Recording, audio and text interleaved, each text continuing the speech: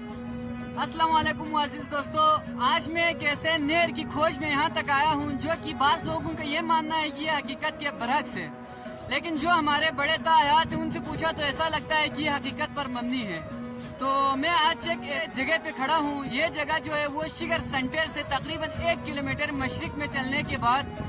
Right side जो पहाड़ है उसके बिल्कुल वस्त में ये जो नहर है ये मौजूद है। ये ज़माने कदीम में ये नहर बनाई गई थी। इस नहर को बनाने के मकसद में एंडिंग पॉइंट पे जाके आप लोगों को तफसील से दिखाऊंगा, लेकिन अभी यहाँ तक इस अगर नहर को बनाने का अगर मैं रीज़न बताऊं तो ये वो कुछ इस तरह से है कि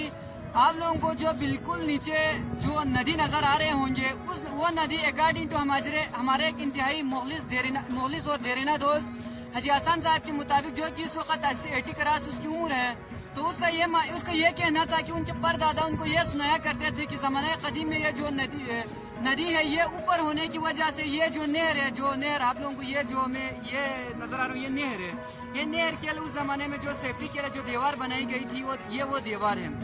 तो नदी बिल्कुल ऊपर होने की वजह से इस नहर को ऊपर बनाई थी, क्योंकि यहाँ ऊपर बनाने की वजह से ये एंडिंग में जाके बहुत सारे जो वहाँ पे जो प्लेन है उसको फेजियाब करते थे। तो अभी ये जो नहर ये काबिल इस्तेमाल तो नहीं है, लेकिन इसको काबिल इस्तेमाल बनाया जा सकता है। बहुत सारे जो ऊपर से जो पहाड़ है, बिल्कुल ऊपर आपको जो पहाड़ नज़र आ रहे होंगे वहाँ से पत्थर आने की वजह से या कुदरती जो आफात है उनकी वजह से ये नहर बहुत सारे जगहों से टूट फूट का शिकार है। लेकिन हमारे हाजी हसन साहब के मुताबिक उसने और एक और इंटरेस्टिंग बात बताई, वो ये थी कि उसने कुछ इस तरह से बताया था कि ये नहर को मिटने का जो ख़त्म होने के जो निशानात है वो कुछ इस तरह से है कि उस दौर में एक अजदहा नुमा कुछ वो नमदार हुआ और उसने अपने धुन से ये जो नहर है वो स्टार्टिंग से एंडिंग पॉइंट तक उसने मिटा दिया। अगर मैं इसकी जो जितने लंबाई बताऊं तो ये तकरीबन 2 किलोमीटर तवील है। ये वहाँ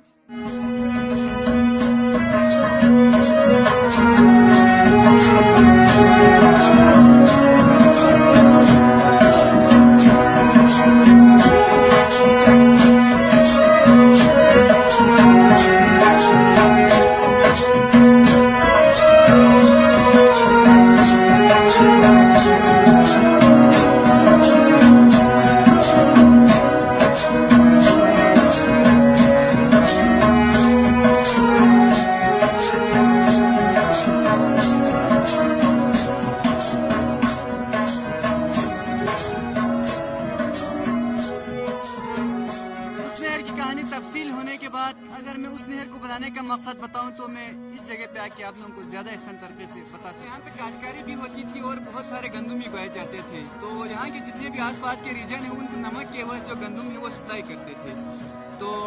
उस दौर में कुछ हुआ यूँ कि अकॉर्डिंग टू हमारे हाजी हसन मेरे एक इंतहाई मुखलिस हो दे रहे हैं दोस्त से, इस वक्त उसकी उम्र 80 क्रॉस कर चुके हैं। तो उसका ये मानना है कि उसका कहना है, उससे मैंने पूछा तो उसने ये बताया कि ज़माने कदीम में ये जो एरिया पे गंदम बहुत ज़्यादा होने की वजह से लोगों ने गंदम के ऊपर बैठकर कुछ ऐसा नाजेबा हरकत किया जिसकी वजह से जितने भी गंदम थे वो सारे पत्थर बन गए। तो ये जो अभी मैं जिस जगह पे खड़ा हूँ तो ये जो एरिया भी रेड है, क्योंकि अगर आप मैं यहाँ पे आपको तफसील से दिखाऊँ तो यहाँ पे आप जितने खोदते जाएंगे यहाँ पे रेड जो पत्थर है वही निकलते जाते हैं। तो यहाँ पे जितने भी ये जो पूरा एरिया है आपको यहाँ पे मैं अगर तफसील से मतलब इस कैमरे के यहाँ से तो नज़र नहीं आएंगे, अगर मैं दिखाऊँ तो अगर आप लोग यहाँ पे आके देखें तो आपको नज़र आएंगे यहाँ पे जितने भी जो उस दौर में गंदम थे वो मतलब नाजेबा हरकत की वजह से सारे पत्थर बन गए।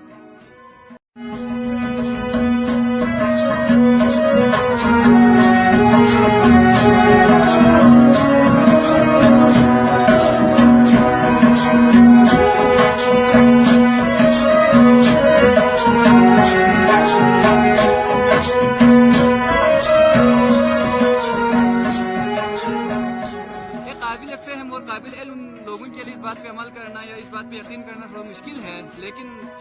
उसका बताना कुछ इस तरह से ही था।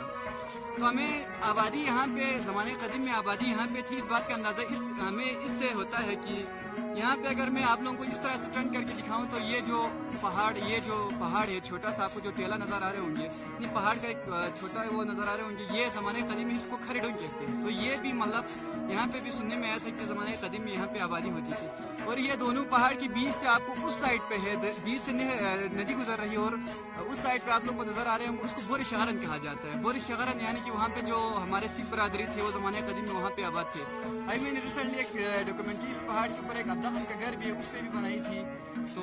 مطلب ہمیں لگتا، اس بات کا ہمیں اندازہ ہوتا ہے کہ یہاں پہ زمانہ قدیم میں آبادی جو ہے وہ اس طرح یہاں پہ جو اوپر ہی تھی۔ تو ابھی ماشاءاللہ سے آبادی جو ہے وہ نیچے شفٹ ہو گئی ہے۔ تو آپ لوگوں کو جو کشی گھر کا جو پورا وہ ہے وہ نیچے نظر آ رہے ہوں گے، آبادی ہے وہ ٹوٹلی نیچے شفٹ ہو گئی ہے۔